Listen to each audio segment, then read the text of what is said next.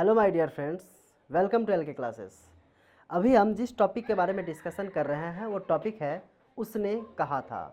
उसने कहा था एक कहानी विधा की रचना है जिसके लेखक है पंडित चंद्रधर शर्मा गुलेरी। ये जो कहानी है उसने कहा था ये एक प्रेम कथा है। उसने कहा था शब्द से आपके मन में कुछ सवाल आ सकते होंगे। उसने कहा था, किसने कहा था, किससे कहा था, क्या कहा था, कब कहा था, क्यों कहा था। ये 5 सवालों के जवाब ही आपको इस पूरे चैप्टर के अंदर मिलेंगे। ये जो पूरा चैप्टर है इन्हीं 5 सवालों का जवाब देता है।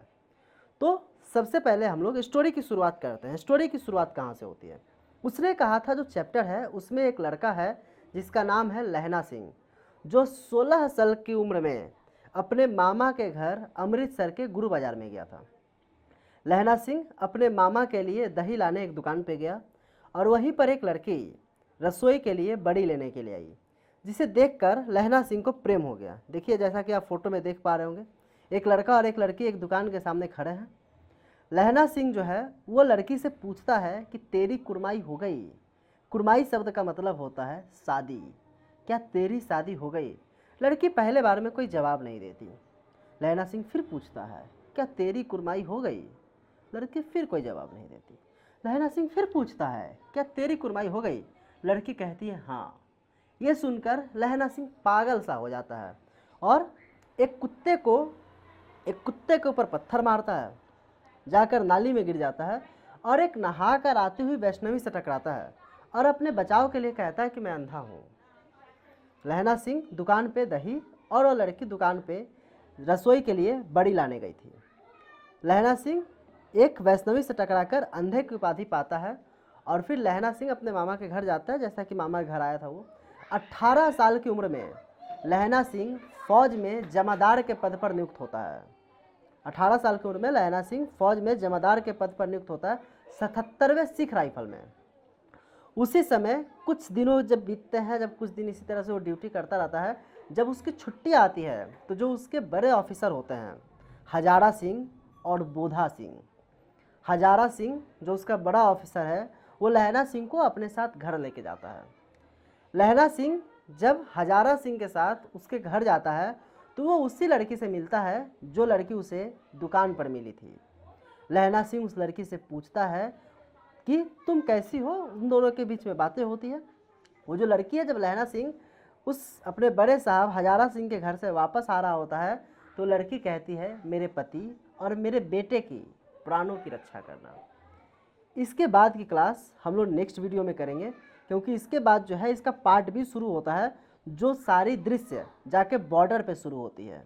तो इसके बाद का जो क्लास होगा पार्ट 2, उसने कहा था पार्ट 2 हम लोग नेक्स्ट वीडियो में करेंगे। लेकिन उसके पहले हम लोग इसी टॉपिक में कुछ इंपॉर्टेंट क्वेश्चन जो एग्जाम में बार बार पूछे जाते हैं उसके बारे में सीओ डिस्कशन करेंगे।